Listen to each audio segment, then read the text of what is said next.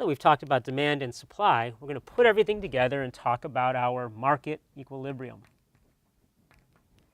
Now, what do we mean by equilibrium?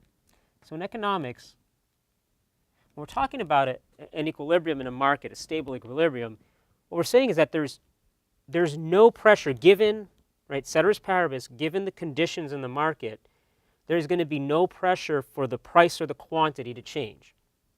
And so where do we see that? In our supply and demand graph, we see that at the point where the supply and the demand curves intersect. Because what holds true at that point is that the quantity supplied, which comes off of our supply curve, is just equal to the quantity demanded, right? The market clears. And so that market clearing price in this example is $1.50, right? So if we had bottled water priced at $1.50 per bottle, the market would clear and we'd have 5 million bottles sold per day.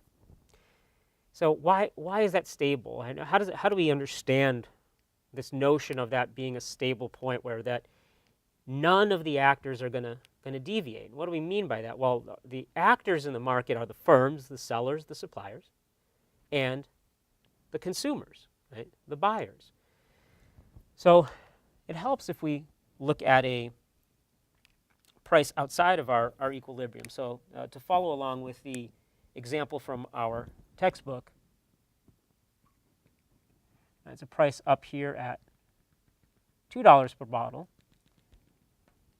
And at that point, we see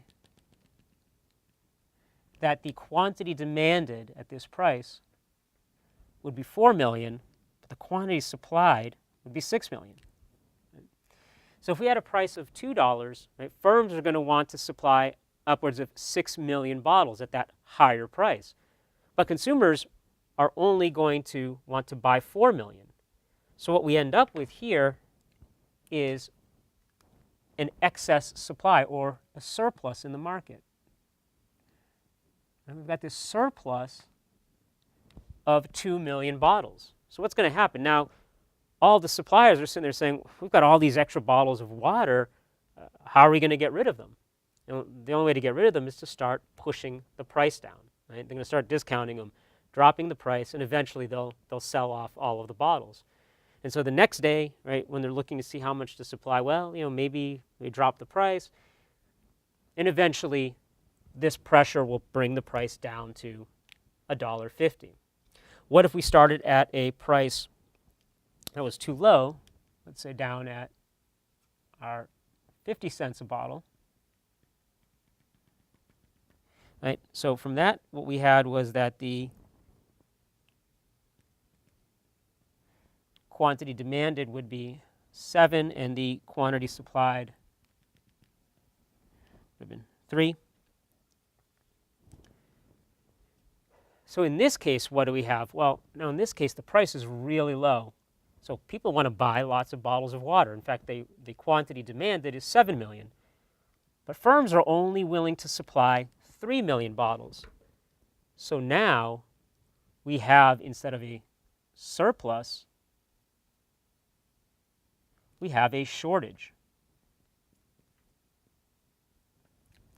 And we have a shortage of 4 million bottles. So what's going to happen? Well, sellers will notice that they could actually raise the price and sell more. On the other side, too, you may see people coming in and saying, look, I can't find water anywhere. I'm willing to pay 75 cents, 80 cents, 90 cents. And they start bidding the price up. And so through that process, eventually over time, we get to our equilibrium of $1.50. Now, I said earlier that this equilibrium is stable so long as we don't have any outside forces, outside factors changing any of those ceteris paribus conditions.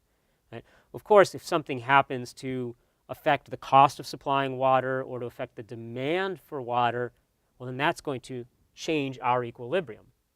And that is what we're going to turn to in our next video.